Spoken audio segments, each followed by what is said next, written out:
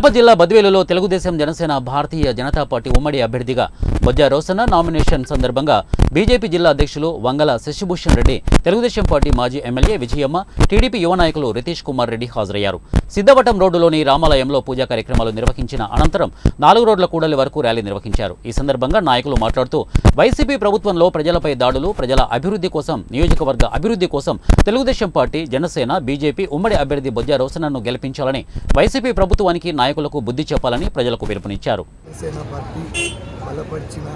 BJP అభ్యర్థి nomination అందరూ ప్రజలు సమక్షంలో రిటర్నింగ్ ఆఫీసర్లో వేయడం జరిగింది.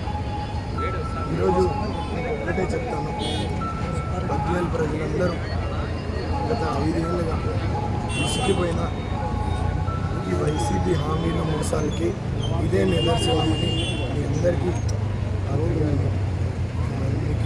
చెప్పదలుచుకున్నాను. ఈరోజు దాదాపు ఆనాడు 300 పైబడి కిలోమీటర్లు పాదయాత్ర నేను నాతో పాటు రోసన్న గారు కూడా నడవడం జరిగింది. రైతుల ప్రజల